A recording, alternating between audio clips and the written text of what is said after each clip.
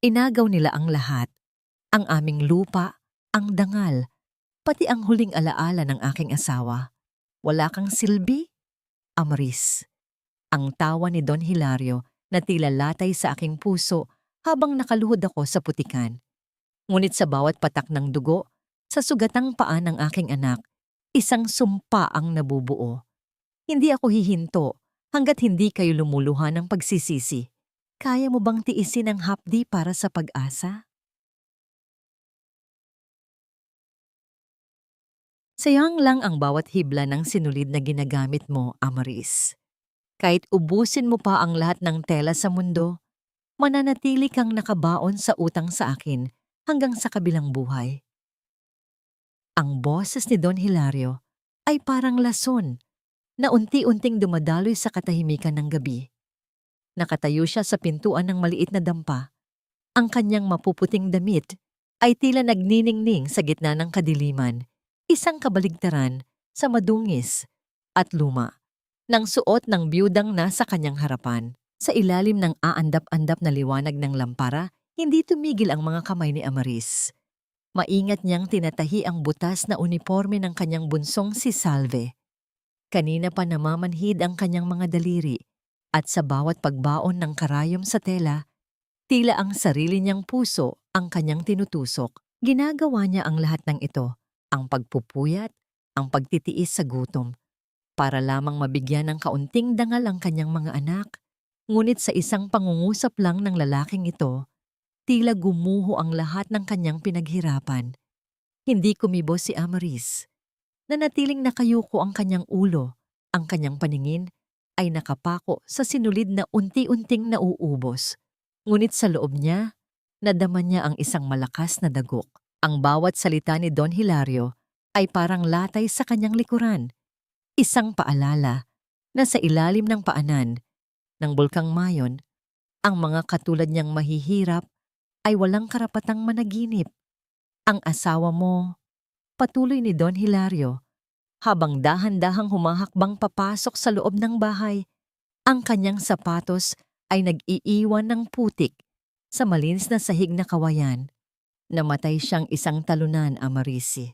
At ikaw, akala mo ba ay mababago mo ang kapalaran ninyo sa pamamagitan ng pagtatahi? Utang ang ipinamana niya sa inyo at utang din ang itatahi mo sa kinabukasan ng mga anak mo. Biglang naramdaman ni Amaris ang hapdi, hindi dahil sa mga salita, kundi dahil sa karayom na bumaon sa kanyang hinlalaki.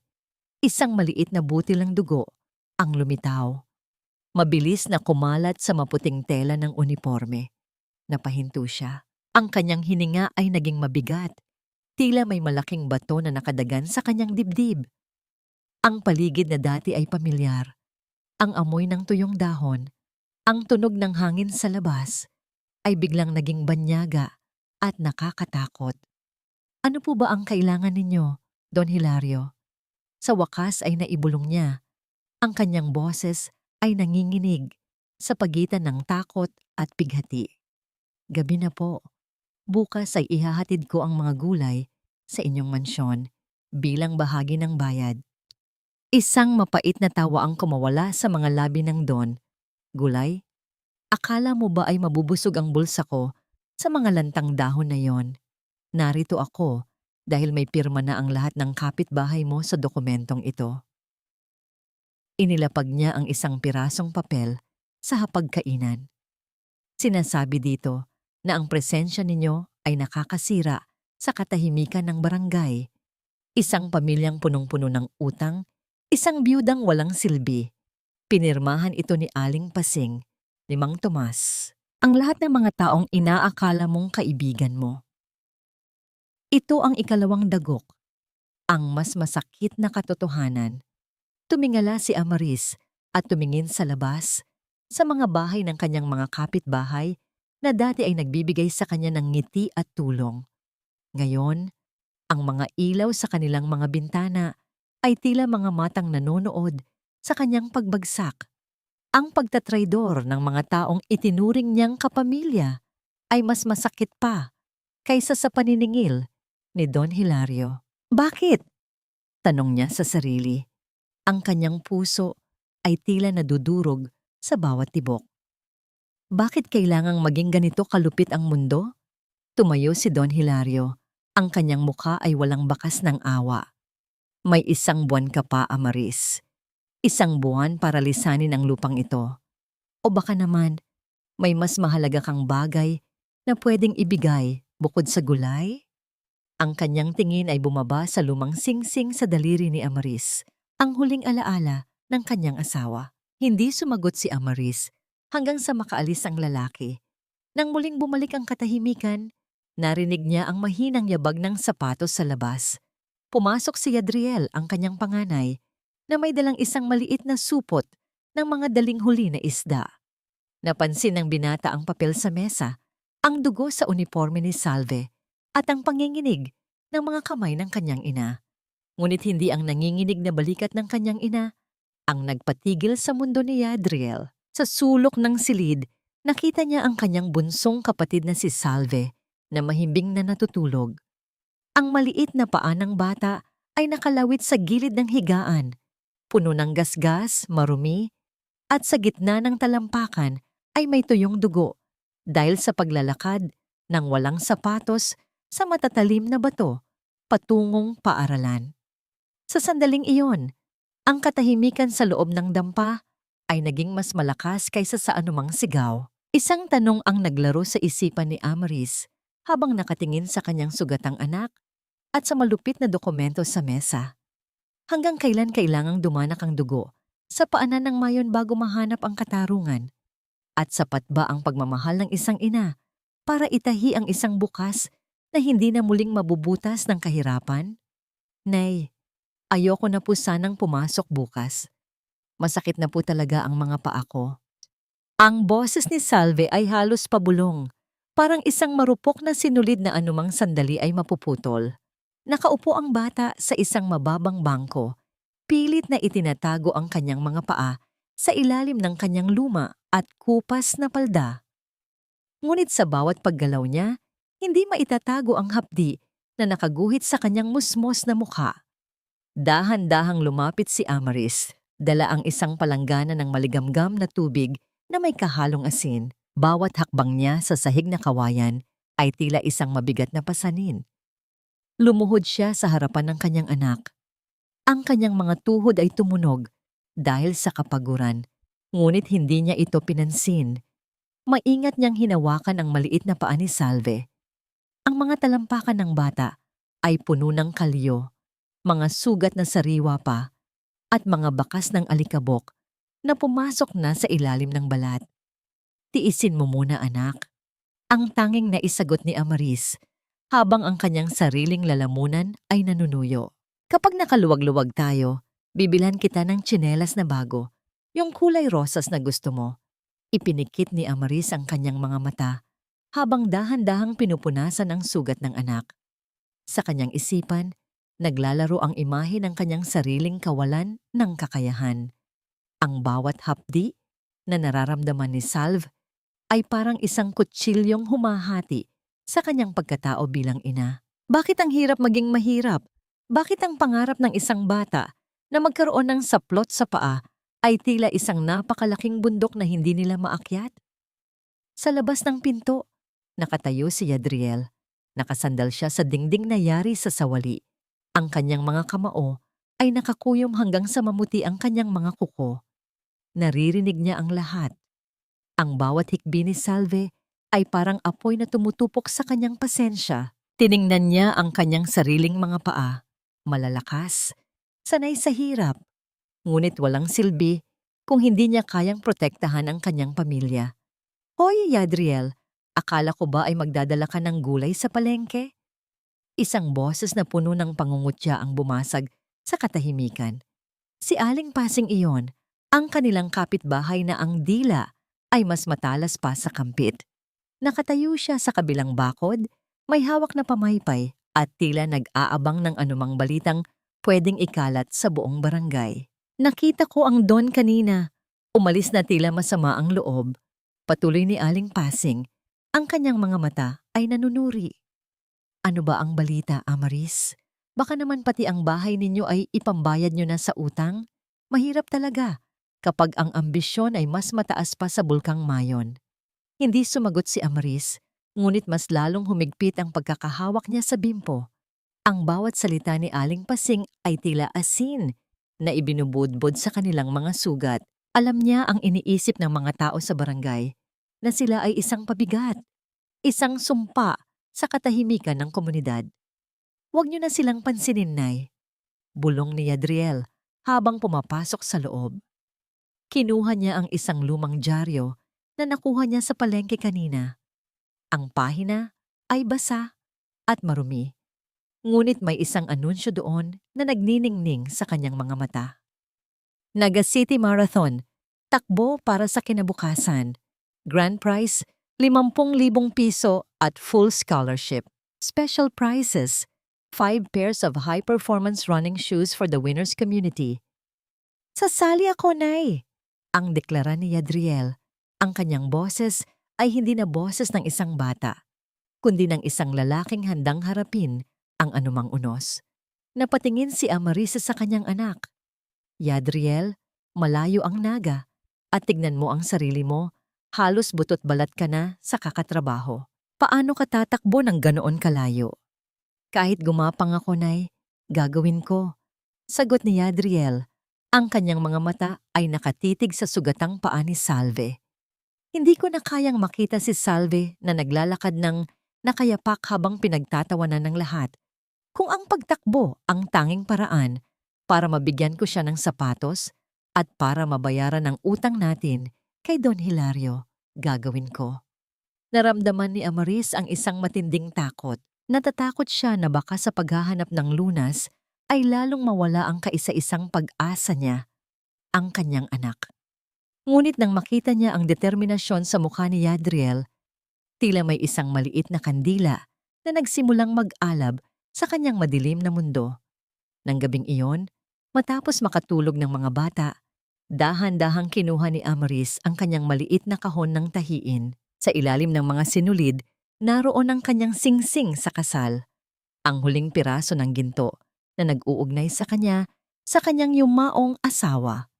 Hinaplos niya ang malamig na metal, ang bawat ukit nito ay nagpapaalala sa kanya ng mga pangako ng pagmamahal. Ito na ba ang tamang oras para bitawan ang nakaraan para sa kinabukasan? Ang hangin mula sa Mayon ay umiip ng malakas. Tila isang babala na ang bawat hakbang patungong naga ay punong-puno ng tinik. Sa dilim, isang tanong ang hindi mawala sa isipan ni Amaris. Kung ibibigay ba niya ang lahat, sapat ba yun para mailigtas ang kanyang mga anak? O lalo lamang silang lulubog sa putikan ng kabiguan? Ang umaga sa paanan ng Mayon ay laging puno ng hamog, ngunit para kay Amaris, ang lamig na nadarama niya ay hindi nanggagaling sa labas, kundi sa loob ng kanyang sariling dibdib. Hawak niya ng mahigpit ang isang maliit na panyo kung saan nakabalot ang kanyang singsing sa kasal. Ang bawat hakbang niya patungo sa bayan ay tila paghakbang palayo sa huling alaala ng kanyang asawa. Pagdating sa tapat ng Agensya de Naga, huminto si Amaris. Ang pintuang bakal ng sanglaan ay tila isang malaking bibig na handang lulunin ang kanyang natitirang dangal. Pinagmasdan niya ang singsing sa huling pagkakataon. Ang ginto nito ay medyo kupas na, ngunit para sa kanya, ito ang tanging bagay na nagpapaalala sa kanya na minsan sa buhay niya, siya ay minahal at pinrotektahan. Para ito kay Yadriel, bulong niya sa sarili, ang kanyang boses ay nanginginig sa hangin. Para sa mga paa ni Salve. Sa loob ng sanglaan, ang amoy ng luma at alikabok ay lalong nagpabigat sa kanyang pakiramdam. Ipinatong niya ang singsing sa counter. Ang lalaking nasa likod ng salamin ay walang emosyong kinuha ang hiyas. Sinuri ito sa ilalim ng magnifying glass at pagkatapos ay naglapag ng ilang pirasong papel na pera. Ang halaga ay napakaliit kumpara sa halaga ng kanyang mga alaala. Ngunit tinanggap ito ni Amaris nang walang reklamo. Ngunit ang tunay na parusa ay naghihintay sa labas. Aba, Amaris, Akala ko ba ay wala kayong pambayad ng utang? Bakit parang galing ka sa sanglaan? Ang boses ni Aling Pasing ay muling bumasag sa kanyang katahimikan.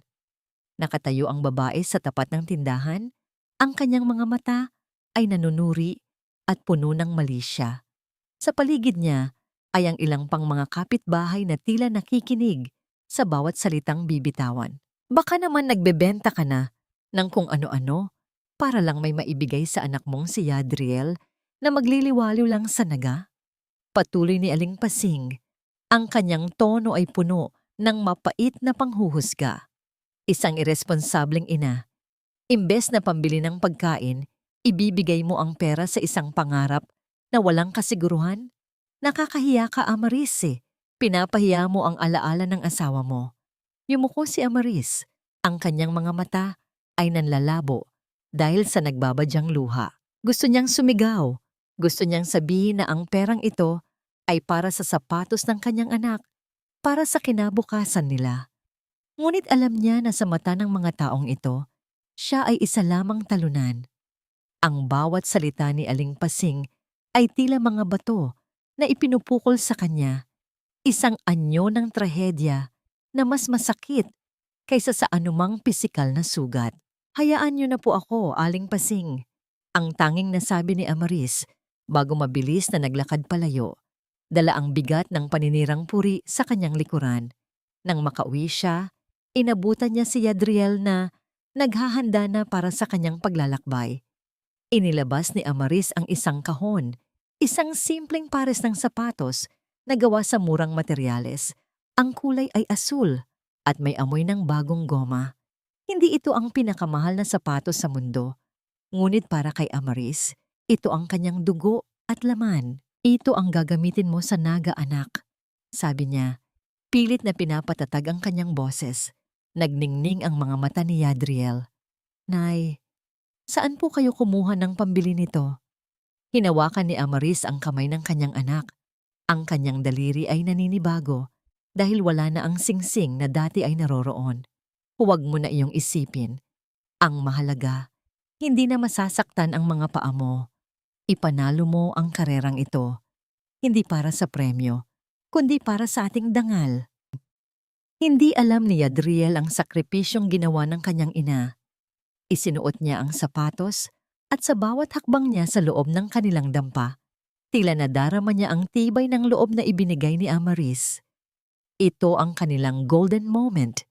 Isang sandali ng pag-asa sa gitna ng matinding kahirapan, kung saan ang isang pares ng sapatos ay naging simbolo ng kanilang pagkakaisa. Ngunit sa labas ng kanilang bakod, sa dilim ng kakahuyan, isang sasakyan ang dahan-dahang huminto. Sa loob nito, nakamasid si Don Hilario.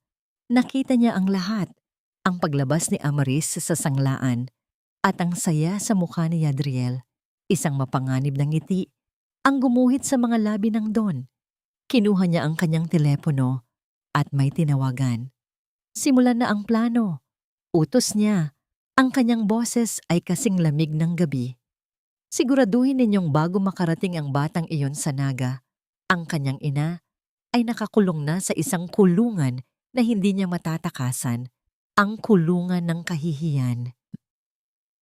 Dahan-dahang umandar ang sasakyan, iniwan ang alikabok na unti-unting lumalapa sa maliit na dampa ni na Amaris. Ang gabi ay naging mas madilim at sa malayo.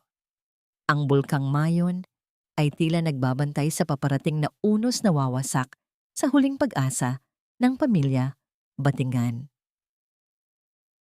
Huwag kang lilingon, Yadriel. Sa bawat paglingon mo, mas lalong bibigat ang mga hakbang mo palayo sa amin. Ang boses ni Amaris ay halos himig ng isang panalangin, puno ng pagtitimpi at pait. Nakatayo siya sa harap ng kanilang dampa, habang ang sikat ng araw ay unti-unting sumisilip sa likod ng bulkang Mayon. Ang higanting bulkan ay tila isang piping saksi sa isa na namang anak na kailangang lisanin ang kinalakihan upang hanapin ang kapalaran sa malayo. Inayos ni Amaris ang suot na backpack ng kanyang anak, isang lumang bag na puno ng tahi at tagpi. Sa loob nito ay ang 2 pakete ng kanin na may budbod na asin ang bagong sapatos na binili niya mula sa sakripisyo ng kanyang singsing at ang buong pag-asa ng kanilang pamilya. Nadama niya ang matitigas na kalamnan sa balikat ni Yadriel, isang paalala na ang kanyang batang lalaki ay naging isang lalaki na sa gitna ng kahirapan. "Nay, babalik po ako," pangako ni Yadriel. Ang kanyang boses ay malalim, seryoso at puno ng paninindigan. "Huwag po kayong mag-alala kay Don Hilario. Pagbalik ko, tayo na ang maniningil sa lahat ng kinuha niya sa atin." Dahan-dahang lumuhod si Yadriel sa harap ng kanyang ina. Kinuha niya ang kanang kamay ni Amarise at idinampi sa kanyang noo, ang tradisyon ng pagmamano na nagdadala ng basbas at respeto. Sa sandaling iyon, naramdaman ni Amaris ang init ng balat ng kanyang anak laban sa kanyang nanginginig na kamay. Ang bawat gatla sa kanyang palad ay tila nagkukwento ng mga taon ng paglalaba, pagtatahi, at pagtitiis. "Pagpalain ka ng Diyos, anak," bulong ni Amaris, habang ang kanyang puso ay tila dinudurog ng isang malamig na kamay. Ang bawat pintig nito ay sumisigaw ng takot. Takot na baka ito na ang huling pagkakataon na mahahawakan niya ang kanyang panganay. Ngunit kailangang maging matatag ang isang ina. Ang luha ay hindi dapat dumaloy hanggat hindi nakakalayo ang kanyang anak. Sa kabilang dako, nakasilip sa kanilang bintana ang maliit na si Salve. Nakayakap siya sa kanyang lumang manika, ang kanyang mga mata ay puno ng kalungkutan. Alam niyang aalis ang kanyang kuya para sa kanyang mga paa, para sa kanyang kinabukasan. Ang bata ay hindi lumapit, sa takot na baka mas lalong maging mahirap ang pamamaalam. Nagsimulaan ng maglakad si Yadriel. Ang tunog ng kanyang mga bagong sapatos sa tuyong lupa ay lumikha ng isang ritmong puno ng determinasyon. Hindi siya lumingon, alinsunod sa bilin ng kanyang ina. Ngunit ang kanyang mga balikat ay tila may dalang napakabigat na krus. Sa bawat hakbang, ang imahe ng Bulkang Mayon ay tila lumiliit, ngunit ang bigat sa kanyang dibdib ay lalong lumalaki. Nang mawala na sa paningin ang anino ni Yadriel, doon lamang bumigay si Amaris. Napasandal siya sa haligi ng kanilang dampa. Ang kanyang mga tuhod ay nanghina at dahan-dahang napaupo sa lupa. Ang katahimikan ng umaga ay biglang naging nakakabingi. Ang bawat sulok ng kanilang tahanan ay tila sumisigaw ng pangalan ng kanyang anak. Ngunit ang katahimikang ito ay hindi nagtagal. Mula sa di kalayuan, narinig ni Amaris ang bulungan ng mga kababaihan. Sa pasaba, ang mga mata ni Aling Pasing ay nakatuon sa kanya, puno ng malisya at tila may dalang bagong lason na ikakalat. Hindi pa man nakakalayo si Yadriel, ang bagyo ng paninirang puri ay nagsisimula ng bumuo. Ayan na ang magnanakaw. Ang dinig niyang bulong, sapat na para marinig niya, ngunit hindi sapat para makapagreklamo siya. Ang mga salitang yon ay parang mga latay na tumatama sa kanyang dangal. Alam niya, sa sandaling ito, na ang laban ni Yadriel sa naga ay simula pa lamang. Ang tunay na labanan ay narito sa barangay, kung saan ang mga salita ay mas nakakamatay kaysa sa anumang armas. Habang naglalakad si Yadriel sa gilid ng highway patungo sa sakayan ng jeepney, isang itim na sasakyan ang dahan-dahang sumusunod sa kanya mula sa malayo. Sa loob nito, ang isang lalaking may takip sa mukha ay may hawak na litrato ni Yadriel. Ang lalaki ay kinuha ang kanyang radyo. Nakaalis na ang target. Nakasunod ako. Hindi alam ni Yadriel na sa bawat hakbang niya patungo sa kanyang pangarap, may mga aninong naghihintay na hatakin siya pabalik sa kadiliman. At sa paanan ng Mayon, ang kanyang ina ay naiwang mag-isa. Nakikipaglaban sa isang mundong handang lamunin ang kanyang natitirang puri. Mapoprotektahan nga ba ng isang pares ng murang sapatos si Yadriel mula sa mga patibong na nakalatag sa kanyang daraanan? O ang pamamaalam na ito ay magiging simula ng isang walang hanggang pangungulila? Sabab to.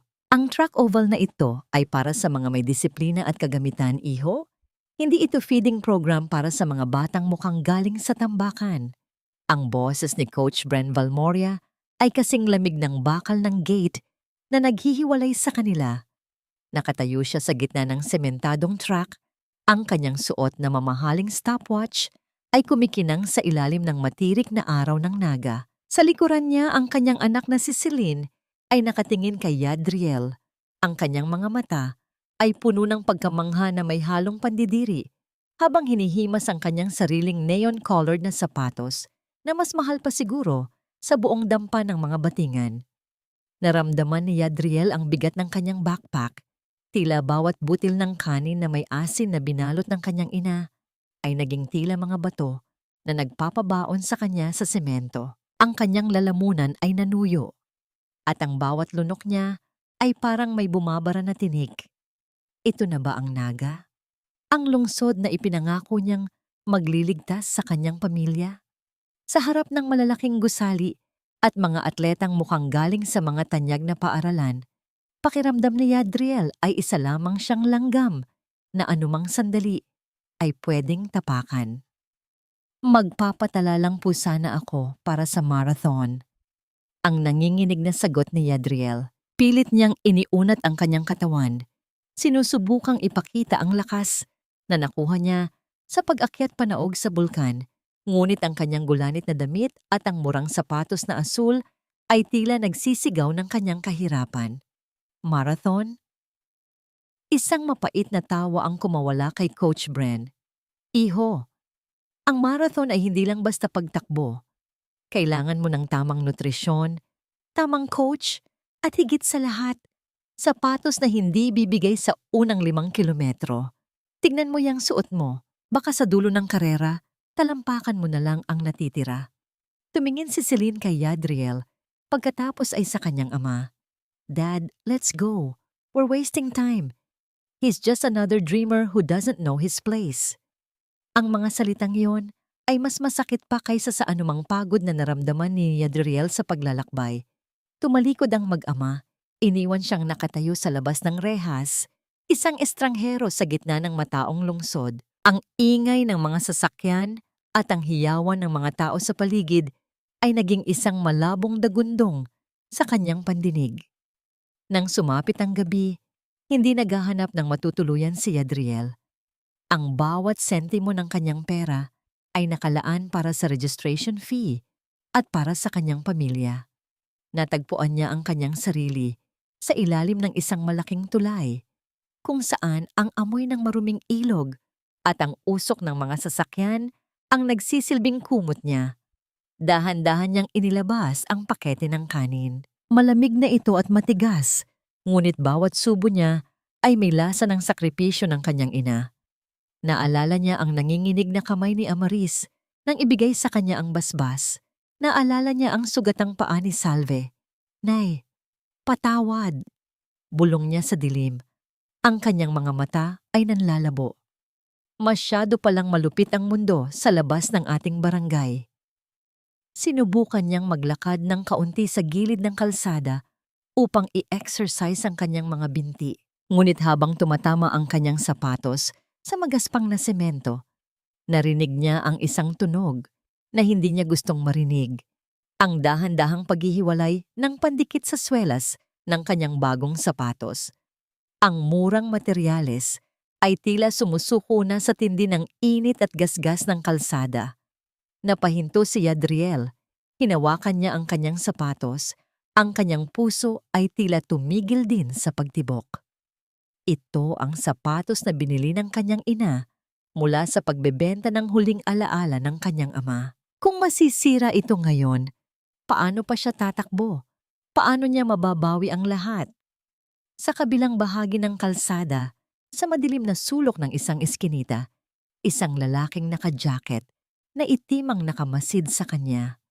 Hawak nito ang isang radyo at sa kabila ng linya, narinig ang boses ni Don Hilario. Nahanap mo na ba ang daga? Opo, Don. Mukhang hindi na kailangan ng maraming trabaho. Ang sapatos pa lang niya, susuko na. Isang tanong ang naiwan sa isipan ni Yadriel habang nakatingin sa naghihingalong sapatos. Hanggang saan ang mararating ng kanyang mga pangarap? kung ang tanging bagay na nag-uugnay sa kanya sa lupa ay unti-unti nang nadudurog. At sa gitna ng lungsod na puno ng mga estranghero, sino ang makakarinig sa tahimik na paghingi ng saklolo ng isang pusong nagdurusa? Huwag mong hawakan ang mga gulay na yan, Amarisi. Baka mahawa ng dumi ng iyong kamay ang aming kakainin. Ang boses ni Aling Pasing ay parang isang matalim na gunting na gumupit sa katahimikan ng umaga. Nakatayo si Amaris sa gitna ng kanyang maliit na taniman. May hawak na basket ng mga bagong pitas na talbos ng kamote. Balak sana niyang itinda ito sa palengke para may maipadala siyang kaunting pera kay Yadriel. Ngunit ang mga mata ng kanyang mga kapitbahay, ang mga taong dati ay kalaro niya noong bata at kasama sa bawat piyesta, ay tila mga pader na biglang tumayo sa kanyang harapan. Dahan-dahang ibinaba ni Amaris ang basket. Nadama niya ang bigat ng bawat hakbang habang papalapit ang isang kumpol ng mga tao sa pangunguna ni Don Hilario. Ang Don ay nakasuot ng barong na puti, tila isang anghel ng katarungan, ngunit ang kanyang mga mata ay nagniningning sa katusuhan. Ano po ang nangyayari? Ang tanong ni Amaris. Ang kanyang boses ay halos isang bulong. Ramdam niya ang panunuyo ng kanyang lalamunan at ang mabilis na pagtibok ng kanyang puso na tila gustong kumawala sa kanyang dibdib. Huwag ka nang magmalinis, Amaris. Ang mariing sabi ni Don Hilario habang naglalakad sa gitna ng mga tao. Nawawala ang pondo ng simbahan para sa mga nasalanta ng bagyo. At ayon sa ilang saksi, ikaw ang huling nakitang lumabas sa opisina ng sakristan nung gabing bago umalis ang anak mo patungong Naga. Tila tumigil ang mundo ni Amaris. Ang basket na hawak niya ay dahan-dahang nadulas sa kanyang mga daliri at ang mga talbos ng kamote ay nagkalat sa putikan. Hindi siya makapaniwala. Ang simbahan, ang tanging lugar kung saan siya nakakahanap ng kapayapaan, ay ginagamit na ngayon bilang sandata laban sa kanya. Hindi po totoo yan, di ang sigaw ni Amaris, ngunit ang kanyang tinig ay nalunod sa malakas na bulungan ng mga tao. Kaya pala biglang may pambili ng bagong sapatos si Yadriel, ang singit ni Aling Pasing, ang kanyang muka ay puno ng mapait na tagumpay. Kaya pala may pamasahe papuntang Naga. Galing pala sa nakaw na pera. Isang kahihiyan sa ating barangay. Isang malakas na tulak ang naramdaman ni Amaris mula sa likuran. Napasubsob siya sa putikan. Ang kanyang mga palad ay bumaon sa basang lupa. Sa kanyang paligid, narinig niya ang mga masasakit na salita. Magnanakaw, walang dangal, mapagkunwari. Ang bawat salita ay parang isang latay na tumatama sa kanyang balat. Mas masakit pa kaysa sa anumang pisikal na sugat. Tumingala siya at nakita niya si Don Hilario na nakangiti ng palihim. Ito ang utang na hindi mo mababayaran ng pera, Amaris. Ang utang ng kahihiyan. Dahan-dahang tumayo si Amaris. Ang kanyang katawan ay nanginginig sa pagitan ng pighati at galit. Pinunasan niya ang putik sa kanyang mukha. Ngunit ang dumi sa kanyang pangalan ay alam niyang hindi ganoon kadaling maalis. Tumingin siya sa mga bahay ng kanyang mga kapitbahay. Nakita niya ang mga bintanang dahan-dahang isinasara, ang mga pintong itinatrangka. Sa isang saglit, siya ay naging isang ketongin sa sarili niyang bayan. Nay! Ang mahinang boses ni Salve mula sa pintuan ng kanilang dampa ay bumasag sa kanyang puso. Nakatayo ang bata doon, umiiyak. Hawak ang kanyang sugatang paa na wala pa ring sapatos. Niyakap ni Amaris ang kanyang anak. Pilit na itinatago ang sariling paghagulgol.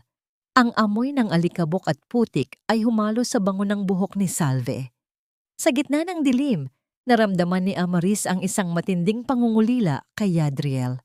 Gusto niyang tawagan ng anak, gusto niyang sabihin na bumalik na ito. Ngunit alam niyang iyon ang gusto ni Don Hilario, ang sumuko sila. Hindi ako susuko, ang bulong ni Amaris sa hangin.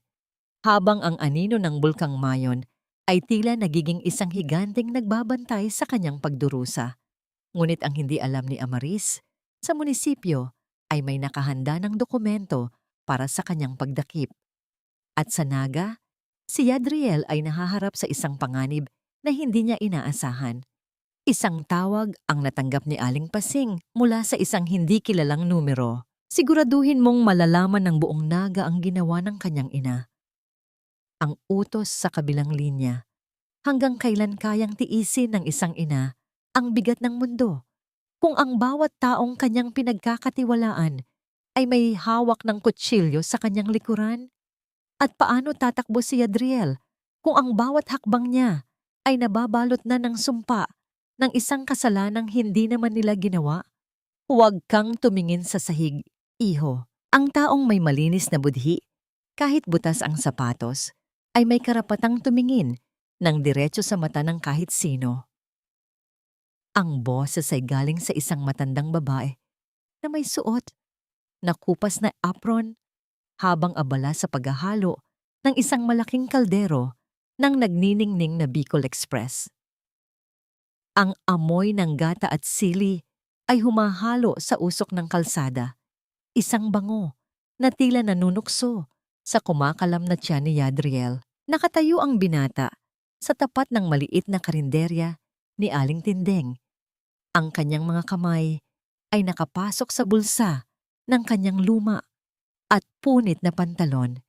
Pilit na itinatago ang katotohanang wala na siyang kahit isang sentimo.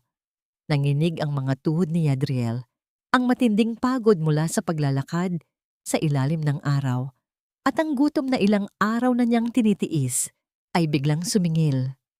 Ang paligid ay nagsimulang gumiwang. Ang ingay ng mga sasakyan sa Naga ay naging isang malabong ugong. At ang mukha ni Aling Tindeng ay unti-unting lumabo hanggang sa magdilim ang lahat. Nabalik lamang ang kamalayan ni Yadriel nang maramdaman niya ang malamig na bimpo sa kanyang noo. Idinilat niya ang kanyang mga mata at nakita ang kisame na yari sa luma, ngunit malinis na yero. Naroon siya sa loob ng karinderya, nakahiga sa isang mahabang bangko. Dahan-dahan, iho, uminom ka muna ng mainit na sabaw. Ang malumanay na utos ni Aling Tindeng. Inilapit ng matanda ang isang mangkok ng mainit na nilaga. Ang singaw nito ay humahaplos sa mukha ni Yadriel, tila isang mainit na yakap mula sa kanyang ina na libu-libong kilometro ang layo. Hindi na nakapagsalita si Yadriel. Sa bawat subo niya ng mainit na sabaw, tila bumabalik ang buhay sa kanyang nanghihinang katawan. Ngunit kasabay ng pagbusog ng kanyang tiyan ay ang pag-apaw ng kanyang damdamin. Naalala niya ang kanyang ina na ngayon ay baka wala ring makain dahil sa kahihiyang ibinabato dito.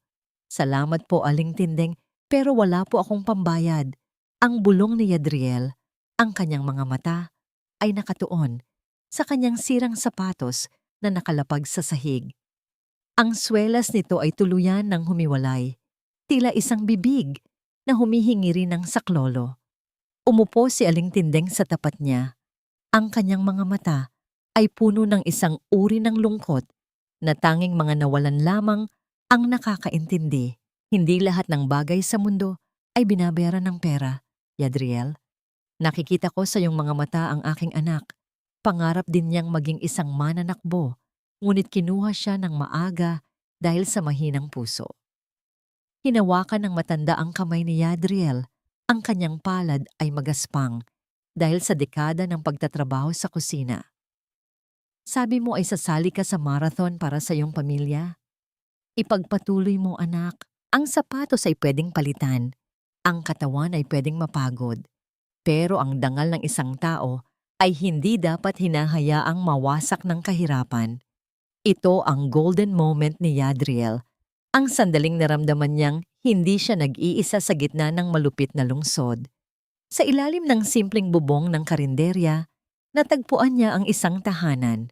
Ngunit nang tumayo si Yadriel upang tumulong sa pagliligpit ng mga pinagkainan, bahagyang nahulog ang kanyang suot na kamiseta. Inilalantad ang isang kakaibang peklat sa kanyang kanang balikat, isang marka na tila hugis ng isang dahon. Nabitawan ni Aling Tindeng ang hawak niyang baso. Ang tunog ng pagbasag Nang bubog sa semento ay tila isang babala. Nanlaki ang mga mata ng matanda. Ang kanyang labi ay nanginig habang nakatitig sa marka sa balikat ng binata. Ang markang iyan, ang pabulong na sabi ni Aling Tinding. Ang kanyang boses ay puno ng takot at pagkamangha. Yadriel, sino ang iyong ama at paano napunta sa iyo ang marka ng pamilyang Vergara? Tumigas ang katawan ni Yadriel. Ang pangalang Vergara ay ang pangalan ni Don Hilario, ang lalaking sumisira sa buhay ng kanyang ina. Paano naging kaugnay ang peklat na ito sa taong kinakamumuhian niya? Sa labas, ang ulan ay nagsimulang pumatak ng malakas. Tila sinusubukang hugasan ang mga lihim ng nakaraan. Ngunit sa dilim ng gabi, isang itim na sasakyan ang dahan-dahang huminto sa tapat ng karinderya. Ang bintana ay bumaba ng bahagya at ang malamig na mga mata ng isang lalaki ay nakatitig kay Yadriel. Hanapin ang matanda, ang utos sa loob ng sasakyan. Huwag niyang hahayaang makapagsalita tungkol sa peklat na iyan. Isang bagong panganib ang bumabalot kay Yadriel. Isang panganib na mas malalim pa sa kahirapan. At sa paanan ng mayon, ang kanyang ina ay nahaharap na sa isang hatol na wawasak sa kanilang pamilya magpakailanman. Luhod Amaris, kung gusto mong makitang buhay pa ang anak mo sa naga, kailangang malinis ang putik sa sapatos ko ngayon din. Gamitin mo ang iyong mga kamay o ang iyong dila kung kinakailangan. Ang boses ni Don Hilario ay kasing talas ng isang labaha. Humihiwa sa mainit na hangin ng palengke. Nakatayo siya sa gitna ng sementadong plaza. Ang kanyang mamahaling sapatos na balat ay nabahira ng tilamsik ng putik mula sa dumaang truck. Sa paligid niya, ang mga tao sa barangay, ang mga dating kaibigan at kalaro ni Amaris ay nakatayo lamang, walang kibo. Ang ilan ay may hawak pang telepono upang kunan ng video ang nagaganap na eksena. Nanginginig ang mga kamay ni Amaris habang hawak ang isang pirasong pandesal na binili niya para sa almusal ni Salve. Ang balat ng tinapay ay tila naging kasing bigat ng tingga. Tumingala siya kay Don Hilario, naghahanap ng kahit katiting na awa, ngunit ang tanging nakita niya ay ang malamig at mapang-uyam na ngiti ng isang lalaking sanay na may tinatapakan. Don Hilario, nagmamakaawa po ako. Huwag niyo namang gawin ito sa akin, sa harap ng maraming tao. Ang pabulong na pagsusumamo ni Amarise. Ang kanyang boses ay tila isang kandilang unti-unting nauubos sa gitna ng bagyo. Bakit, Amarise? Akala ko ba ay wala ka ng dangal? Isang magnanakaw na tulad mo, marunong pa palang mapahiya? Ang singit ni Aling Pasing na nakatayo sa likuran ng Don. Ang kanyang mukha ay puno ng katuwaan sa nasasaksihang trahedya. Linisin mo na. Baka kapag natapos ka, maawa ang Don at hindi na ituloy ang pagpapakulong sa'yo at sa anak mong kriminal. Dahan-dahan, sa gitna ng nagbabagang init ng araw at sa ilalim ng mapanghusgang mga mata ng bayan, naramdaman ni Amaris ang paghina ng kanyang mga tuhod, ang pagbaon ng kanyang mga tuhod sa basang lupa at putikan ay lumikha ng isang mahinang tunog ng pagsuko. Ang lamig ng putik ay tumagos sa kanyang luma at manipis na palda, tila isang lason na kumakalat sa kanyang buong pagkatao. Ito ang mataas na presyo ng pagiging isang ina. Inilapit niya ang kanyang nanginginig na mga daliri sa sapatos ni Don Hilario. Ang bawat pahid niya ng dumi mula sa mamahaling balat ay tila pagbura sa huling hibla ng kanyang pagkatao. Nadama niya ang mainit na luha na dahan-dahang gumugulong sa kanyang pisngi. Pumapatak sa putikan, humahalo sa dumi ng kalsada. Sa loob ni Amaris, may isang bagay na tuluyan ng nawasak.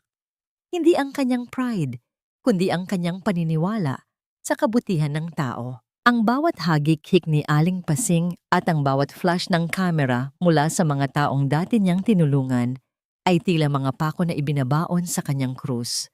Ang amoy ng basang lupa, ang malansang amoy ng palengke, At ang halakhak ni Don Hilario ay naging isang masamang panaginip na hindi niya matakasan. Ayan, ganyan nga, ang mapang-uyam na sabi ni Don Hilario habang dahan-dahang hinahaplos ang ulo ni Amaris. Tila isang aso na sumunod sa utos. Huwag kang mag-alala, Amaris. Ang video na ito ay magsisilbing paalala sa anak mo sa Naga na kahit gaano siya kabilis tumakbo, hinding-hindi niya matatakasan ang putik na kinasadlakan ng kanyang ina. Nang makaalis ang Don at ang kanyang mga alipores, natiling nakaluhod si Amaris sa gitna ng kalsada. Ang pandesal na hawak niya ay nahulog na sa putikan, hindi na pwedeng kainin, tulad ng kanyang dangal na niyurakan sa harap ng lahat. Walang lumapit upang tulungan siyang tumayo. Ang mga tao ay dahan-dahang nag-alisan, dala ang kanilang mga telepono na naglalaman ng kanyang kahihiyan. Nabalik lamang ang diwa ni Amaris nang maramdaman niya ang maliliit na kamay na yumayakap sa kanyang leeg mula sa likuran. Si Salve, na kanina pa pala nakapanood sa malayo, ay umiiyak ng tahimik. Ang kanyang mga mata ay puno ng takot at pagkamuhi sa mundong naging napakalupit sa kanila. Naitara na po.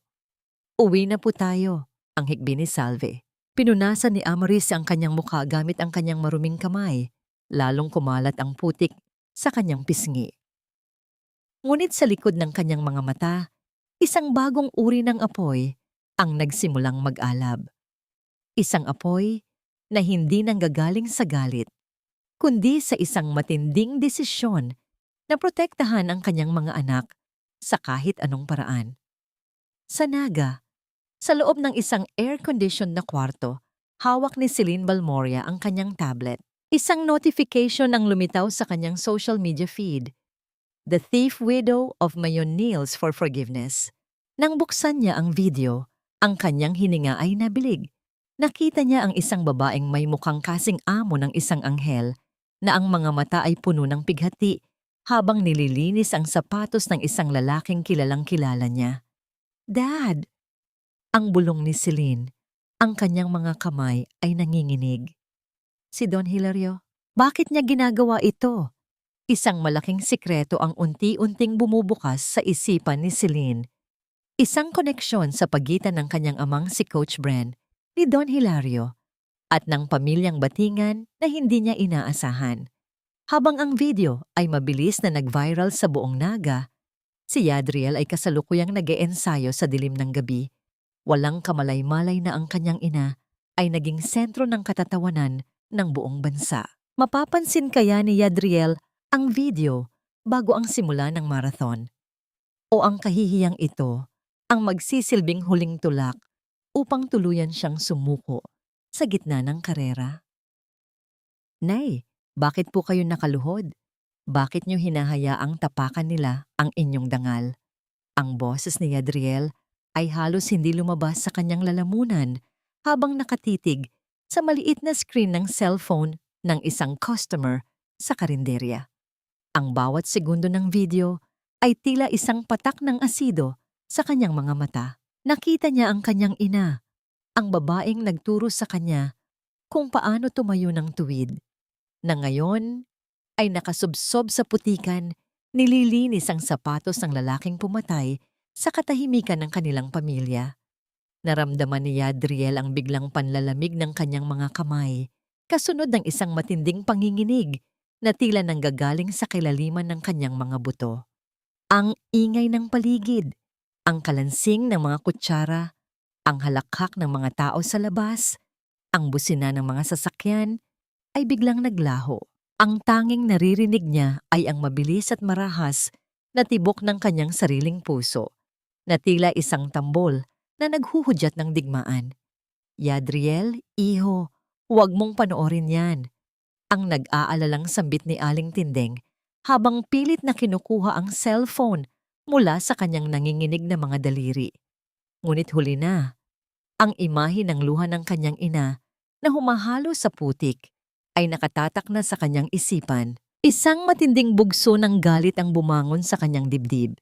Isang uri ng apoy na hindi nagbibigay ng init kundi nagbibigay ng matalim na sakit. Gusto niyang tumakbo pabalik sa albay. Gusto niyang sugurin si Don Hilario at kunin ang katarungang ipinagkait sa kanila. Uuwi na po ako, ang pabulong na sabi ni Yadriel habang mabilis na isinususukbit ang kanyang backpack. Kailangan ako ni nanay. Hindi ko siya pwedeng iwanang mag-isa doon habang nilalapastangan ng lahat. At ano ang gagawin mo pag-uwi mo? Ang boses ni Aling Tindeng ay naging mariin. Punong-puno ng awtoridad na nagpatigil kay Yadriel sa may pintuan. Luluhod ka rin ba sa putikan kasama niya? Ang tanging paraan para mabigyan mo ng hustisya ang sakripisyo ng ina mo ay ang tapusin ang sinimulan mo rito sa Naga. Kapag nanalo ka, Yadriel, ang bawat hakbang mo sa entablado ay magsisilbing sampal sa mukha ni Don Hilario. Napatigil ang binata. Tumingin siya sa kanyang mga kamay na puno pa rin ng kalyo mula sa pagtatrabaho sa bukid.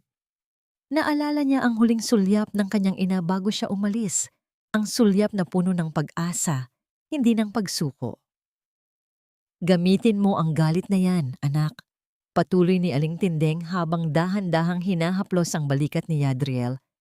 Gawin mong gasolina ang bawat patak ng luha ng ina mo para marating ang dulo. Huwag mong hayaang maging walang saysay ang kanyang pagluhod. Nang gabing iyon, hindi nakatulog si Yadriel. Nakaupo siya sa sulok ng madilim na kwarto ni Aling Tindeng, hawak ang kanyang asul na sapatos. Sa ilalim ng malamig na liwanag ng buwan, ang sapatos ay tila isang sagradong relikya. Hinaplos niya ang bawat tahi nito, iniisip ang singsing na isinakripisyo ng kanyang ina para lamang mabili ito. Ngunit ang katahimikan ng gabi ay binasag ng isang kakaibang tunog mula sa bintana. Ang dahan-dahang pag-angat ng kahoy at ang pagpasok ng isang anino. Bago pa man makakilos si Yadriel, isang kamay ang mabilis na kumuha sa kanyang sapatos at isang matalim na bagay ang dumaan sa hangin. Narinig ni Yadriel ang tunog ng pagpunit ng tela, ang tunog ng isang pangarap na pilit na hinahati. Mabilis niyang sinunggaban ng anino, ngunit ang lalaki ay mas mabilis at tumalon palabas ng bintana bago pa man niya ito makilala. Nang muling bumalik ang katahimikan, nanginginig na kinapa ni Yadriel ang kanyang sapatos sa sahig. Sa tulong ng liwanag ng buwan, nakita niya ang malaking hiwa sa gilid ng sapatos mula sa dulo hanggang sa takong. Ang sapatos na simbolo ng pag-asa ng kanyang ina ay tuluyan ng winasak. Napaupo si Yadriel sa sahig. Ang kanyang hininga ay naging mababaw at putol-putol. Bukas na ang marathon. Wala na siyang pera para bumili ng bago. At ang tanging gamit na mayroon siya ay naging basura na sa isang saglit. Wala na ang lahat. Ang hikbi ni Yadriel sa gitna ng kadiliman. Ang bawat patak ng kanyang luha sa nasirang sapatos ay tila isang kumpirmasyon ng tagumpay ni Don Hilario. Ngunit sa gitna ng kanyang kawalan ng pag-asa, isang alaala ang biglang sumagi sa kanyang isipan. Ang imahe ni Salve na naglalakad ng nakayapak sa matatalim na bato. Ang kanyang paa ay sugatan, ngunit patuloy pa ring humahakbang patungong paaralan. Dahan-dahang tumayo si Yadriel. Inilapag niya ang sirang sapatos at tumingin sa kanyang sariling mga paa. Mga paang sanay sa hirap, sanay sa hapdi ng lupa, at sanay sa bigat ng mundo. Kung ang kanyang ina ay nakayang lumuhod sa putikan para sa kanya, hindi ba't kaya rin niyang tumakbo ng nakayapak para sa kanila? Sa labas, ang bulkang Mayon sa malayo ay tila nagbubuga ng apoy. Sumasalamin sa bagong desisyon na nabuo sa puso ni Yadriel, isang desisyon na magbabago sa takbo ng karera bukas. Magagawa nga bang talunin ng isang batang nakayapak ang mga atletang may mamahaling kagamitan? O ang pinsala sa kanyang sapatos, ang huling pako sa krus ng pamilyang Batingan? Tignan niyo ang batang iyan. Nababaliw na ba siya? Tatakbo siya sa semento ng walang sapatos? Ang mga bulungan sa paligid ng Naga City Metropolitan Cathedral ay tila mga bubuyog na nagkakagulo. Bumasag sa katahimikan ng madaling araw. Nakatayo si Yadriel sa gitna ng panimulang linya. Ang kanyang mga paang nakayapak ay direktang nakadikit sa malamig, at magaspang na aspalto. Sa kanyang tabi, ang iba pang mga mananakbo ay nakasuot ng mga pinakabagong modelo ng sapatos, nagniningning sa ilalim ng mga floodlight, tila mga sandata ng mga mandirigma. Dahan-dahang humakbang si Yadriel, bawat ramdam ng butil ng buhangin at lamig ng kalsada sa kanyang talampakan ay tila isang paalala ng kanyang kahubaran sa harap ng mundo. Ngunit sa kanyang isipan, hindi ang kalsada ang kanyang nakikita. Nakikita niya ang putik sa tuhod ng kanyang ina. Nakikita niya ang bawat hibla ng sinulid na ginamit ni Amaris para itahi ang pangarap na ngayon ay winasak ng mga kaaway. Yadriel, are you out of your mind? You'll destroy your feet before you even reach the halfway mark. Ang boses ni Celine ay narinig niya mula sa gilid ng truck. Nakatayo ang dalaga kasama ang kanyang ama. Ang kanilang mga mukha ay puno ng hindi maipaliwanag na emosyon. Hindi sumagot si Yadriel. Tumingin lang siya ng diretso sa abot-tanaw, kung saan ang unang sinag ng araw ay tila isang guhit ng apoy na nagmumula sa kanyang bayan sa Albay. Nang iwagayway ang bandila bilang hudyat ng pagsisimula, ang tunog ng libu-libong sapatos na tumatama sa semento ay naging isang malakas na dagundong. Ngunit sa gitna ng ingay, may isang kakaibang ritmo, ang mahina at mabilis na dampi ng balat sa aspalto. Si Yadriel, sa unang 5 kilometro, ang lamig ng umaga ay nakatulong upang mamanhid ang kanyang mga paa. Ngunit habang tumataas ang araw, ang aspalto ay nagsimulang uminit. Tila isang higanting kawali na unti-unting pumiprito sa kanyang mga talampakan. Bawat hakbang ay tila isang baon ng libu-libong karayom. Ang hapdi ay gumagapang mula sa kanyang mga binti hanggang sa kanyang gulugod, nanunuot sa bawat himaymay ng kanyang kalamnan. Para kay nanay, para kay Salve, ang pabulong na dasal ni Yadriel sa bawat pagbuga ng kanyang hininga. Sa gilid ng kalsada, ang mga taong nanonood ay unti-unting tumahimik. Ang mga cellphone na dati ay ginagamit para kutsain ang kanyang ina sa video, ngayon ay nakatutok sa kanya ng may paghanga at pangamba. Nakikita nila ang mga bakas ng dugo na naiiwan sa kalsada sa bawat pag-angat ng kanyang paa. Isang dugong hindi nanggagaling sa karahasan, kundi sa isang matinding pag-ibig na handang magtiis ng lahat. Nakarating siya sa 10 kilometro. Ang kanyang paningin ay nagsimulang lumabo dahil sa pawis at pagod. Ang init ng kalsada ay hindi na matiis. Tila bawat hakbang niya ay sinusunog ang kanyang kaluluwa. Sa isang sandali, nadama ni Yadriel ang isang matalim na bato na bumaon sa kanyang sakong. Isang matinding kirot ang gumuhit sa kanyang mukha. At sa isang iglap, nawalan siya ng balanse at sumubsob sa semento. Ang init ng kalsada ay dumikit sa kanyang pisngi. Ang amoy ng usok at alikabok ay napuno ang kanyang ilong. Sa sandaling iyon, ang katahimikan ay naging napakabigat. Narinig niya ang paghinto ng ilang mga mananakbo sa kanyang paligid. Ang kanilang mga anino ay nakadagan sa kanya. Tumayo ka, iho. Huwag kang susuko dito. Ang boses ni Coach Bren ay narinig niya, hindi bilang isang pangungutya, kundi bilang isang utos na puno ng pagkilala. Nakita ni Yadriel ang mga sapatos ng coach sa tapat ng kanyang mukha.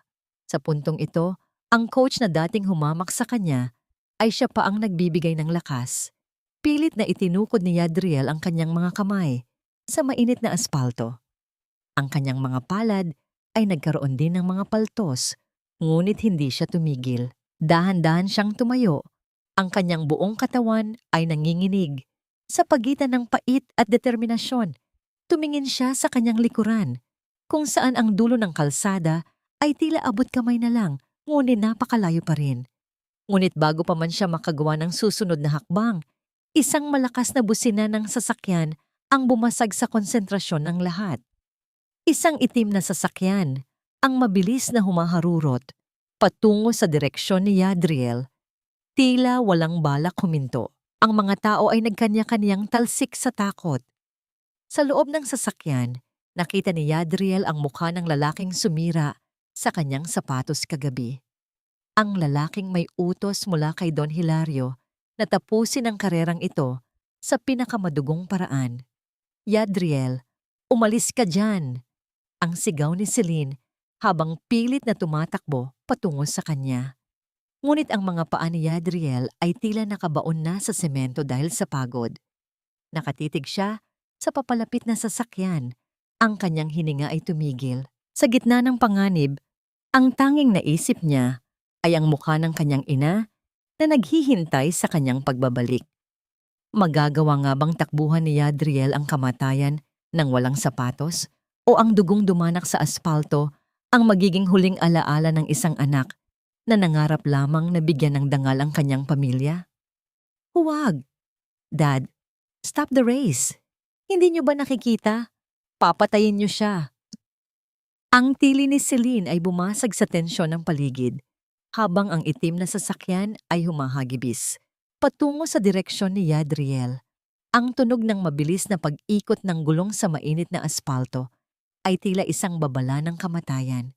Ngunit sa huling sandali, bago pa man mahagip ang binata, isang malakas na pagpihit ng manibela ang ginawa ng driver, dahilan upang sumadsad ang sasakyan sa gilid ng kalsada.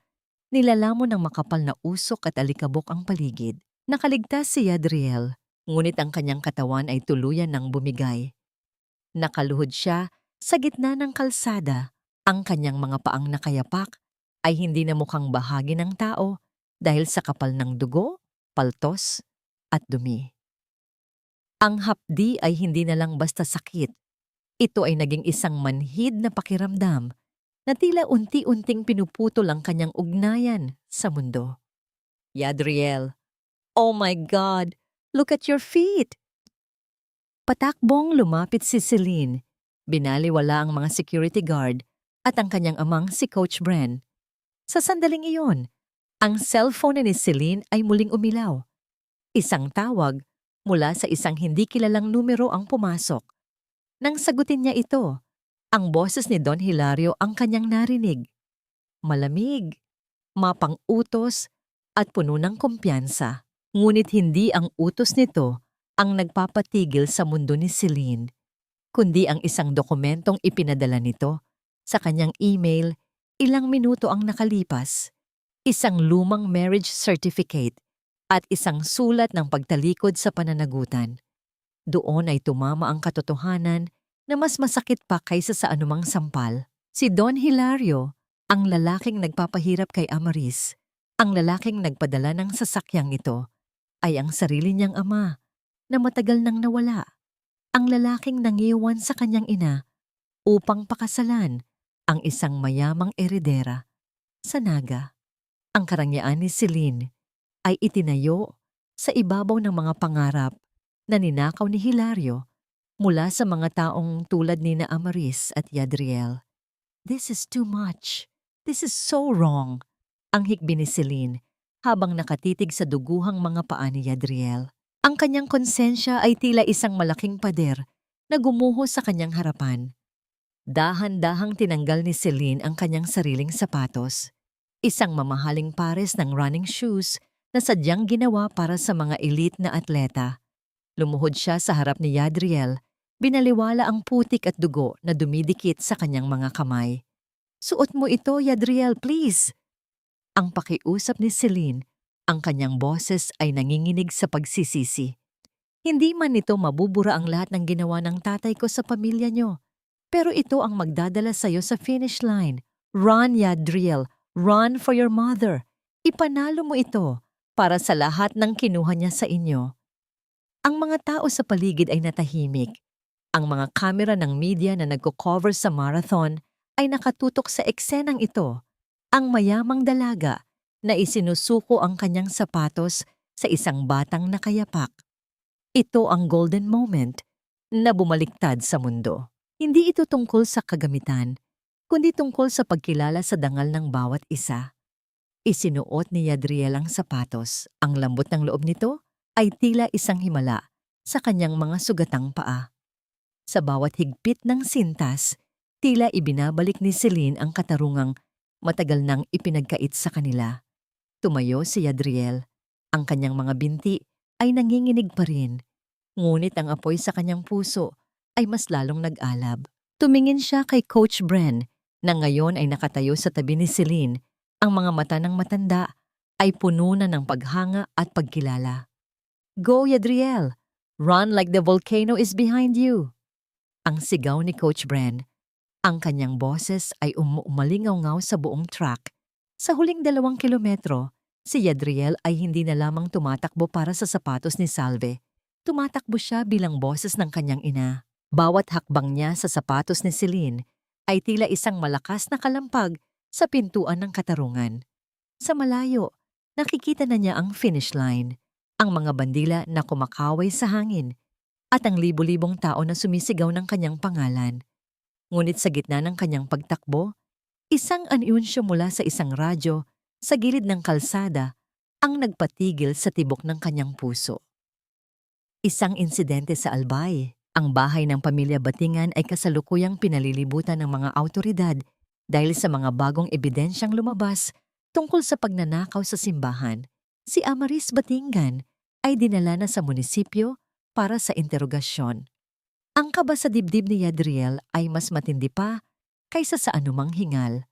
Nakarating na ang kamay ni Don Hilario sa kanyang ina. Nanalo nga ba siya sa kalsada? Ngunit talo na sa laban ng buhay.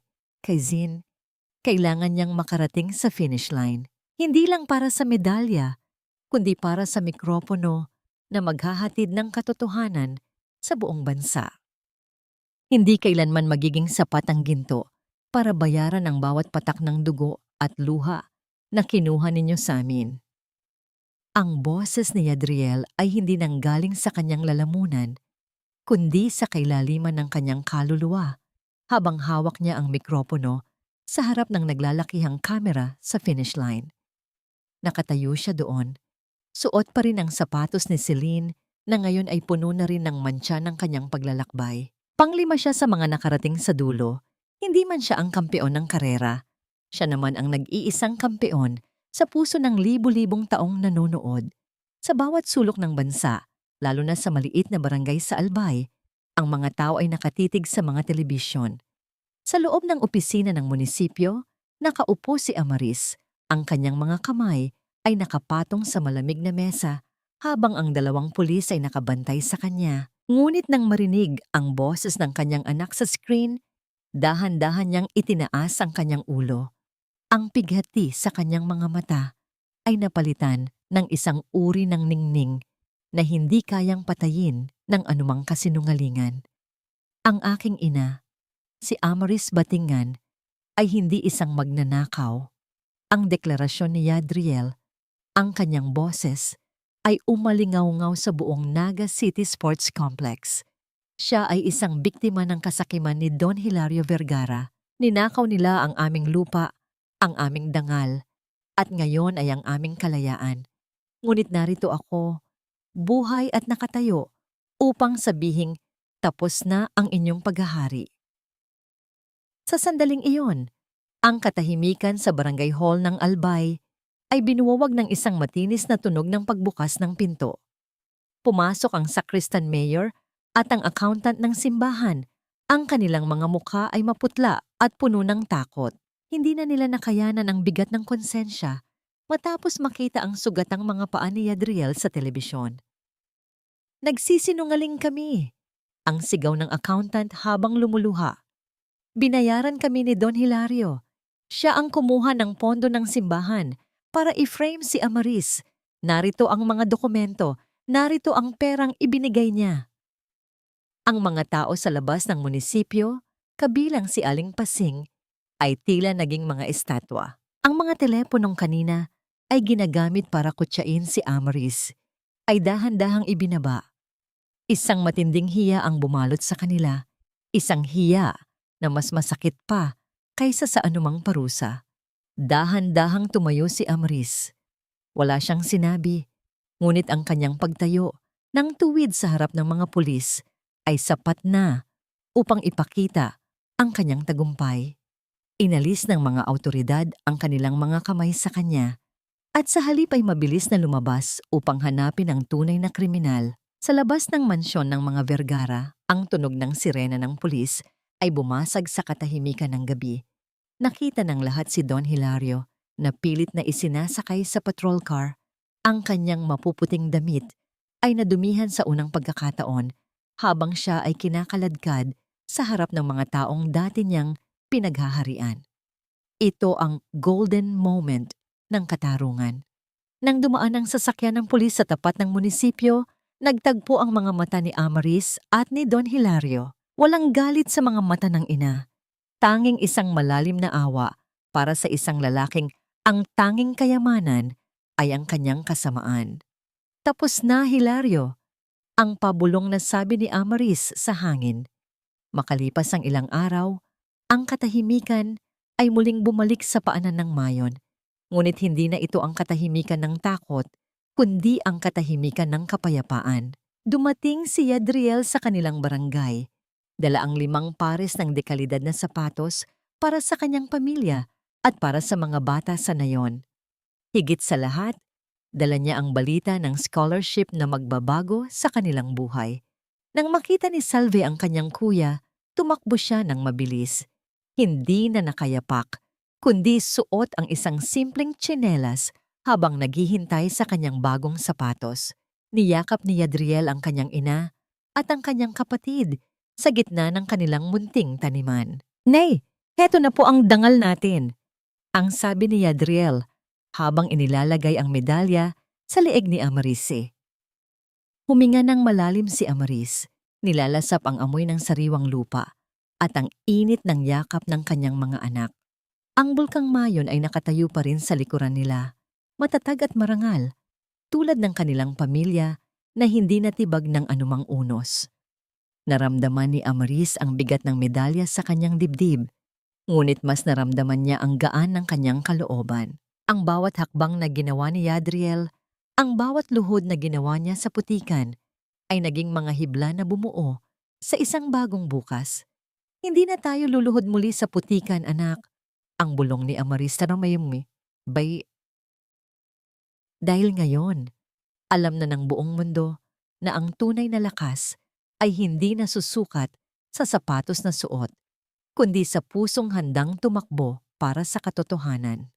Ang araw ay dahan-dahang lumulubog, nag-iiwan ng kulay kahel at lila sa langit ng albay. Isang bagong simula ang naghihintay. Isang simula kung saan ang bawat bata sa paanan ng Mayon ay maaari ng mangarap nang walang takot na masugatan ang kanilang mga paa. Lumipas ang mga buwan na tila banayad na agos ng tubig sa sapa pagkatapos ng isang malakas na bagyo. Ang paanan ng bulkang Mayon ay muling nabalutan ng lunti ang mga dahon at ang amoy ng basang lupa tuwing umaga ay hindi na nagdadala ng takot kundi ng pag-asa. Sa harap ng maliit ngunit maayos na dampa ng mga batingan, isang bagong kabanata ang unti-unting isinusulat ng panahon. Dahan-dahang lumabas si Amarise sa kanyang pinto. Dala ang isang baso ng mainit na kape. Pinagmasdan niya ang kanyang bakuran. Wala na ang mga pader ng pag-aalinlangan. Sa halip, isang malawak na espasyo ang naroon kung saan makikita ang isang karatula na yari sa kahon. Batingan Running Club. Takbo patungo sa pangarap. Sa ilalim ng karatulang ito, 12 dosenang mga bata mula sa barangay ang nagtitipon-tipon. Ang bawat isa ay suot ang mga bagong sapatos na bunga ng pagkapanalo ni Yadriel at ng mga donasyong bumuhos matapos malaman ng buong bansa ang kanilang kwento. Narinig ni Amaris ang malakas at masayang tawa ni Salve. Ang bata ay mabilis na tumatakbo sa paligid. Ang kanyang kulay rosas na sapatos ay tila mga paru-paro na lumilipad sa damuhan. Wala na ang mga sugat sa kanyang talampakan. Tanging ang kabilisan at sigla na lamang ang natira. Sa tabi niya, si Yadriel ay abala sa pagtuturo sa mga bata. Ang kanyang boses ay puno ng pasensya at inspirasyon. Ang kanyang mga paa, bagaman may mga peklat pa rin mula sa marahas na aspalto ng Naga, ay matatag na nakatapak sa lupa. Isang patunay na ang bawat sugat ay may katapat na paghilom. Sa gitna ng pagsasanay, isang pamilyar na boses ang narinig mula sa may kalsada. Si Aling Pasing ay dahan-dahang lumapit, may dalang isang basket ng mga sariwang prutas. Ang kanyang dating matalas na tingin ay napalitan ng isang malalim na pagyuko ng ulo. Ang kanyang mga mata ay hindi makatingin. Nang diretso kay Amaris, ang hiya ay mabigat na nakadagan sa kanyang mga balikat. Isang parusang mas matindi pa kaysa sa anumang multa. Amaris, ang mahinang tawag ni Aling Pasing. Nais ko lang sanang iabot ito at nais ko ring humingi ng tawad sa lahat ng sakit na naidulot ko sa inyo. Masyado akong nabulag ng takot at ng maling akala. Di huminga ng malalim si Amaris. Tumingin siya sa malayo, sa bulkang Mayon na marangal na nakatayo sa abot tanaw. Nadama niya ang bigat ng nakaraan, ang bawat luhod niya sa putikan at ang bawat panlalait na tinanggap niya. Ngunit sa kanyang puso, wala na siyang puwang para sa puot. Ang pagpapatawad ay hindi nangangahulugang paglimot, kundi ang pagpili na hindi na maging bilanggo ng galit. Tanggap ko ang iyong paumanhin, Paising. Ang malumanay na sagot ni Amaris habang tinatanggap ang basket. Ang mahalaga ay nandito na tayo sa bagong umaga. Huwag na nating hayaang madumihan pa ng nakaraan ang kinabukasan ng ating mga anak. Ang katahimikan sa pagitan ng dalawang babae ay binuuwag ng pagdating ng isang sasakyan. Lumabas doon si Celine at si Coach Bren. Si Celine ay lumapit kay Yadriel at may iniabot na isang maliit na pilus na kahon. Nang buksan ito ni Yadriel sa harap ng kanyang ina, nagniningning ang gintong singsing na dati ay isinakripisyo ni Amaris. Nahanap ito ni Celine sa tulong ng mga awtoridad at tinubos mula sa sanglaan bilang bahagi ng kanyang sariling pagbabayad puri para sa mga kasalanan ng kanyang ama. Ito ay sa inyo, Aling Amaris. Ang sabi ni Celine, ang kanyang mga mata ay puno ng katapatan. Hindi ito sapat para sa lahat ng nawala. Pero sana ay magsilbi itong tanda ng aming pasasalamat sa pagtuturo sa amin ng tunay na kahulugan ng dangal. Isinuot muli ni Amaris ang singsing sa kanyang daliri. Ang lamig ng metal ay tila isang kumpirmasyon na ang kanyang asawa ay kasama pa rin nila sa bawat tagumpay. Tumingin siya kay Coach Bren na ngayon ay nakangiti habang pinapanood ang mga bata. Nakahanap na ba kayo ng kapayapaan, Amaris? Ang tanong ng coach. Higit pa sa kapayapaan, Coach. Ang sagot ni Amaris habang nakatingin kay Yadriel na ngayon ay muling tumatakbo kasama ang mga bata. Ang sapatos ni Celine ay maingat na nakatabi sa isang glass case sa loob ng kanilang bahay bilang paalala ng kabutihang loob. Nahanap namin ang aming sarili. Ang huling aral na iniwan ng kanilang paglalakbay ay umaling-aungaw sa bawat tibok ng puso ng mga taga-barangay. Ang dangal ng isang tao ay hindi nasusukat sa kintab ng kanyang sapatos o sa dami ng kanyang salapi. Ito ay matatagpuan sa bawat hakbang ng pagsasakripisyo, sa lakas ng loob na tumayo pagkatapos ng bawat pagkadapa, at sa kakayahang magpatawad sa gitna ng matinding kawalan ng katarungan. Habang ang araw ay dahan-dahang tumataas, nagbibigay ng liwanag sa buong albay, ang mga bata sa paanan ng Mayon ay patuloy sa kanilang pagtakbo. Ang tunog ng kanilang mga sapatos sa lupa ay naging isang awit ng tagumpay. At sa gitna ng lahat, nakatayo si Amaris Tipeng. Isang ina na hindi na muling luluhod sa putikan dahil natutunan na niyang lumipad sa pakpak ng pananampalataya at pag-ibig. Ang kwento ng pamilya Batingan ay natapos na, ngunit ang hibla ng pangarap na kanilang hinabi ay mananatiling buhay sa bawat batang nangangarap na tumakbo patungo sa liwanag, bit-bit ang aral, na ang bawat hakbang, gaano man kahirap, ay laging may patutunguhang pag-asa. Chetan to.